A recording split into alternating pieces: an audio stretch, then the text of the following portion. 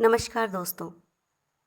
आज मैं फिर हाजिर हूँ आपके सामने एक कहानी लेकर। जी हाँ, कविता नहीं, कहानी। कहानी मीराबाई चानू की, वही महिला जिन्होंने ओलंपिक में हमारे देश का नाम सारी दुनिया में जगमगा दिया। ये कहानी मुझे फेसबुक पर मिली और मुझे इतनी अधिक प्रेरणादायक लगी कि मेरा मन किया कि मैं इस कहानी को आपके साथ बांटूं।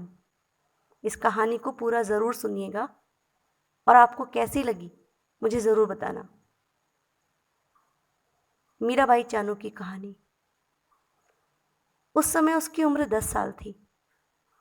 इम्फाल से 200 किलोमीटर दूर नोंगपोक कांगचिंग गांव में गरीब परिवार में जन्मी और 6 भाई बहनों में सबसे छोटी मीराबाई चानू अपने से 4 साल बड़े भाई सैखोम सांतो बामीतोई के साथ पास की पहाड़ी पर लकड़ी बीनने जाती थी।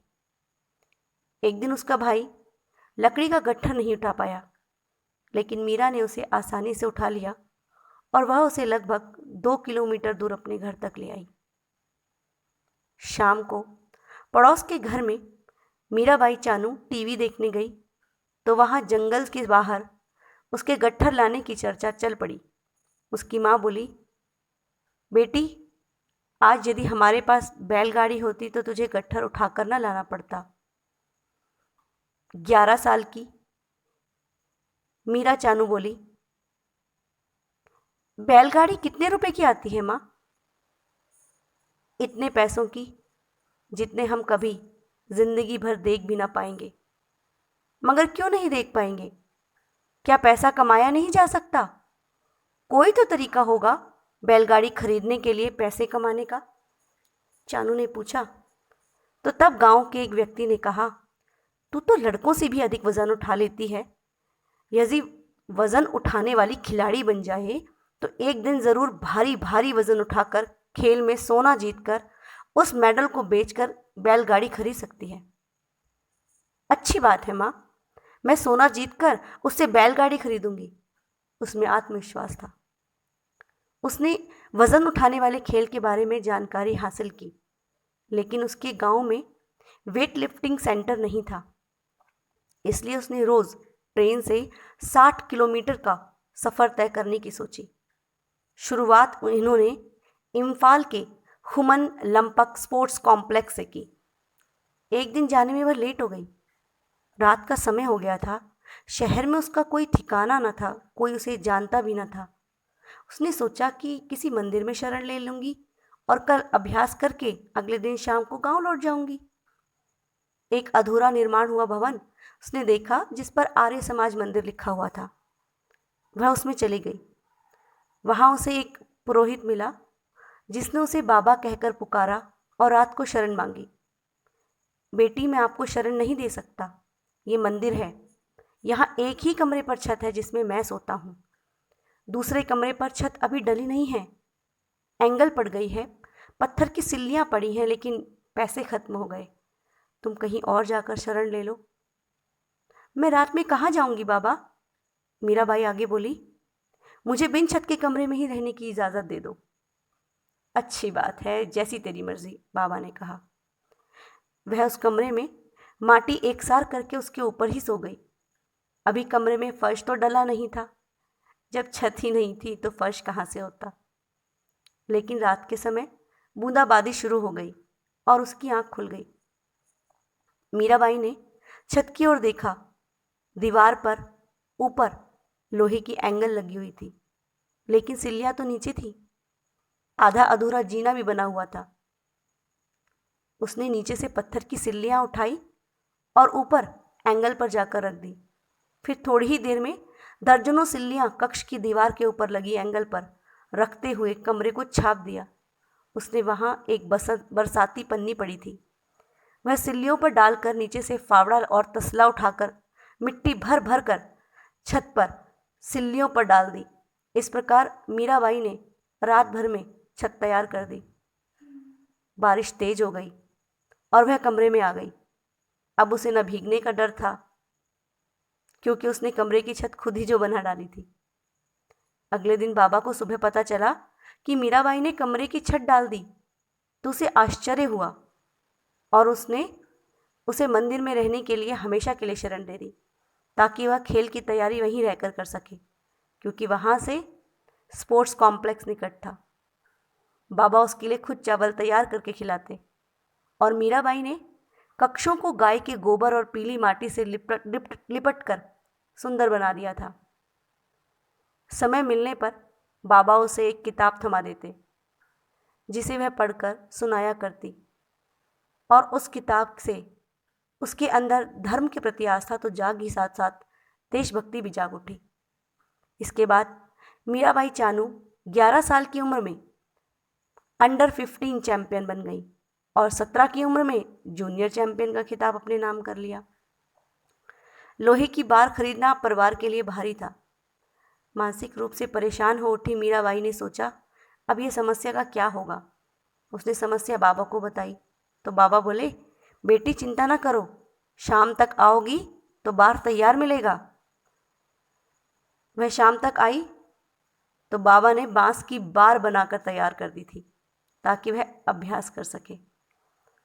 बाबा ने उनकी भेंट कुंज रानी से करवाई। उन दिनों मणिपुर की महिला वेटलिफ्टर कुंज रानी देवी स्टार थी, क्योंकि वो एथेंस में ओलंपिक में जो खेल कर आई थी। इसके बाद तो मीराबाई ने कुंज रानी को अपना आदर्श ही मान लिया। कुंज रानी ने बाबा के आग्रह पर उसकी हर संभव सहायता करने का बीड़ा उठा लिया। जिस कुंज रानी को देखकर मीरा के मन में विश्व चैंपियन बनने का सपना जागा था, उसी आइडल के 12 साल पुराने राष्ट्रीय रिकॉर्ड को मीरा ने 2016 में तोड़ा, वह भी 192 किलोग्राम वजन उठाकर। 2017 में विश्व भारोत्तोलक चैंपियनशिप अनहाइम, कैलिफोर्निया, संयुक्त राज्य अमेरिका में उसे भाग लेने का अवसर मिला। मुकाबले से पहले एक सहभोज में उसे भाग लेना पड़ा। सहभोज में अमेरिकी राष्ट्रपति मुख्य अतिथि थे। राष्ट्रपति ने देखा कि मीराबाई उसके सामने ही पुराने बर्तनों में चावल परोसा गया, जबकि सब होटल के शानदार बर्तनों में शाही भोजन का लुत्फ ले रहे थे। राष्ट्रपति ने प्रश्न किया, इस खिलाड़ी को पुराने बर्तनों में चावल क्यों परोसा गया? क्या हमारा देश इतना गरीब है कि एक लड़की के लिए बर्तन कम पड़ गए, या फिर इसके साथ भेदभाव किया जा रहा है? ये अछूत है क्या?